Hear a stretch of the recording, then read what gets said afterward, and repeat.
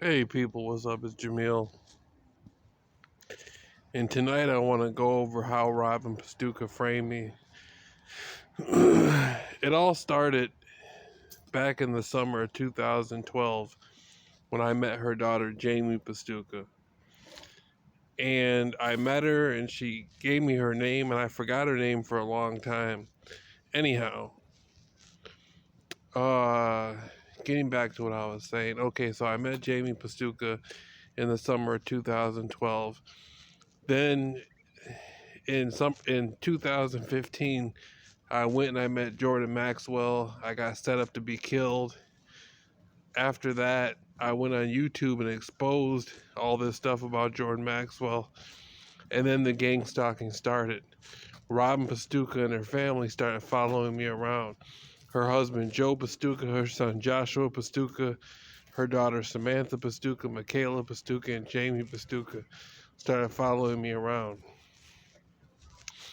And they followed me around everywhere, not just in the neighborhood, but far away to Grand Haven, Grand Rapids, different parts of Muskegon, Muskegon Heights, downtown Muskegon, and all over Norton Shores where I lived at.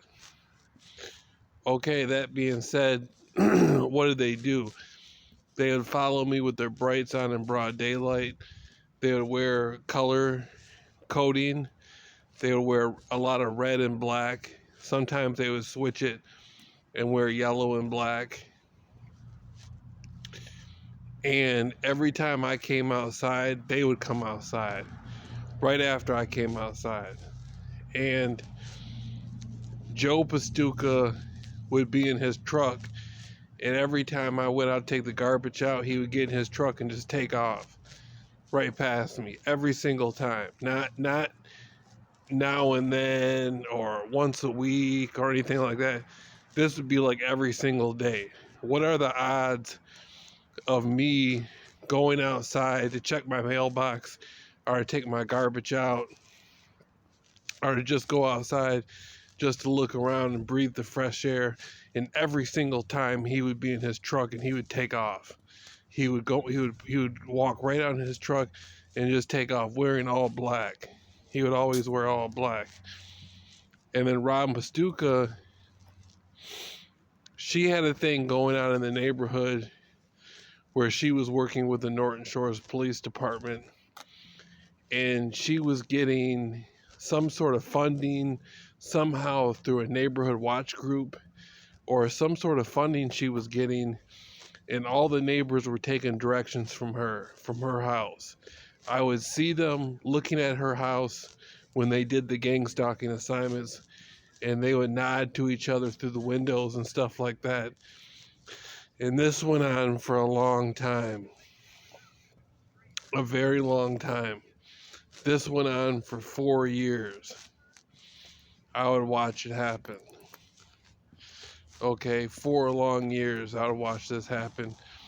And I couldn't go to the store without seeing Rob Pastucha or her daughter Jamie Pastucha driving past me at the store.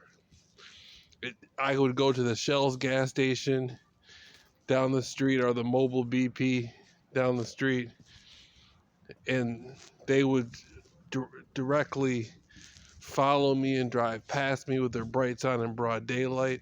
If it was at night, of course they would have their headlights on. They would drive past me. Every time I went to the store, this would happen. And her daughter, Jamie Pastucha, would follow me all over Muskegon.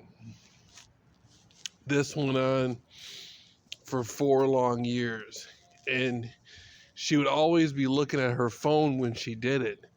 So there's some sort of app on the phone that these gang stalkers use to carry out gang stalking assignments. There's some sort of app that's used on the phone that lets them know where you're at.